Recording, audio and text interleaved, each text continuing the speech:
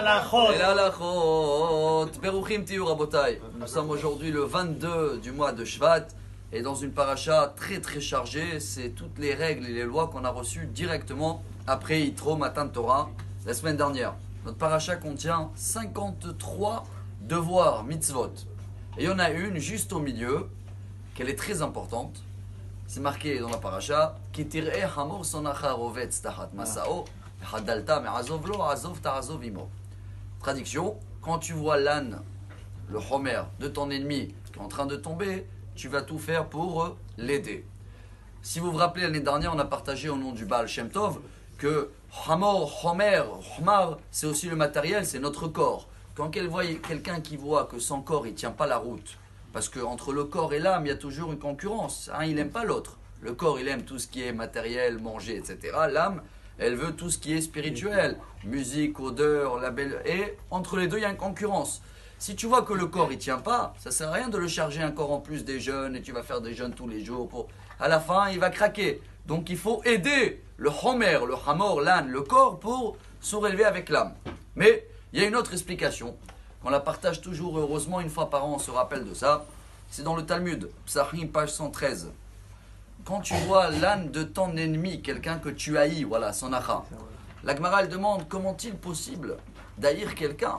Dans la Torah, c'est marqué aime ton prochain comme toi-même. Tu n'as pas le droit d'haïr. La Gemara répond il y a un seul cas où on a le droit d'haïr quelqu'un.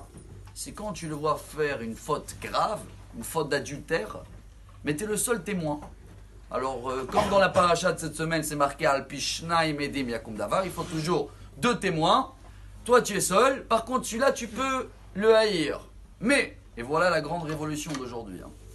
Mais un jour, Dieu il va t'amener en sorte que cette personne que tu haïs, que c'est marqué son achin, que lui aussi il t'haït. Car le roi Salomon, il nous apprend une grande règle. Kemaim panim la panim, keleva adam eleva adam. Quand tu haïs quelqu'un, il t'haït aussi, automatiquement. Il y a des sentiments, il y a un lien entre les cœurs incroyable. Quand quelqu'un, tu ne veux pas le voir, il ne veut pas te voir.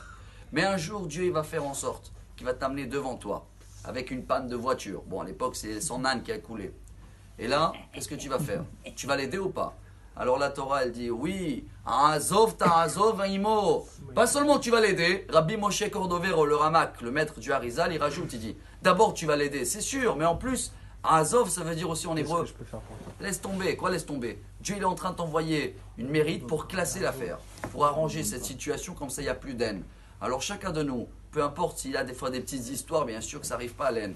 Sachez que Hachem va faire en sorte que un il va avoir besoin de l'autre. Et il ne faut pas dire ah non celui-là je ne veux pas avoir affaire avec lui. Classe l'affaire et comme ça, Bezrat Hachem, on va comprendre que toutes les mitzvot de la Torah, c'est pour nous élever et pour arriver Bezrat Hachem au top. Bonne journée. Amar Rabbi Elazar.